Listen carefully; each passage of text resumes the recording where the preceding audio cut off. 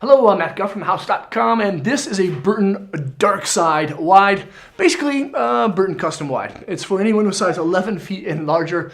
If you have size 11 boots, make sure to get on a board that has at least a waist width of 25.8 centimeters.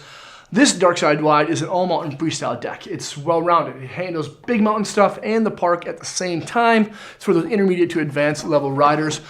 Because it has a camber profile shape, which is aggressive, poppy, and quick edge to edge. If you're in that lower intermediate level, you may want to switch to like a custom Flying V instead of a custom camber, unless you're a really big Star Wars fan and just have to have this graphic. This is a directional shaped board, but it rides like a twin. The only reason that the Dark Side is actually a directional shaped board is because outside of the nose's contact point, the nose is just a little bit longer, it has a little bit higher of a rise, and that's it.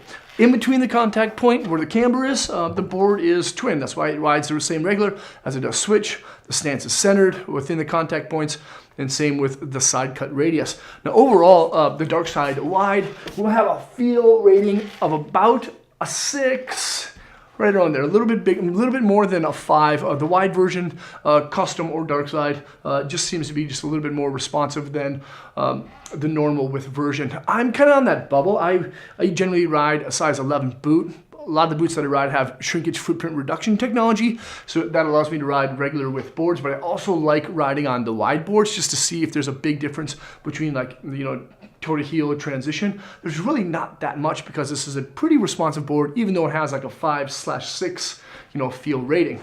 Inside is a Superfly 2 dual zone EGD wood core. There's wood laminates that are laid vertically and horizontally that are wrapped in 45-degree carbon highlights high voltage.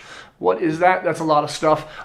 It's actually carbon laying at 45 and negative 45 degrees within a triax fiberglass that gives the board a little bit more torsional stiffness. The Dark Side Wide will stay super fast, not only because it's a Boba Fett version graphic like this one, but because it has a sintered WFO base. Make sure to keep it waxed up. That's super important. Sometimes they dry out, and that's why you just got to keep it maintained like you do when you change oil in your car. You got to do that every once in a while. And then there's lastly frostbite edges, protruding edges where the bindings rest that help the board grip on really firm snow with 360 wrap standard steel edge. You know, and kind of lastly, one of my favorite things about the Dark Side Wide is the squeeze box core profiling. It's really cool technology that allows for the core to have thicker sections on the medial and lateral sides of the bindings to give better and more direct energy transfer from your body directly to the snow. This is a rad board. It's pretty darn limited. It has an awesome graphic. If you like Star Wars and snowboarding and Burton, it doesn't really get any better than this. Make sure to check out the Burton Dark Side Wide or the Burton Custom Wide in the Star Wars graphic at thehouse.com.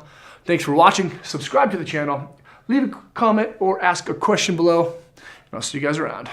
Peace. Yeah.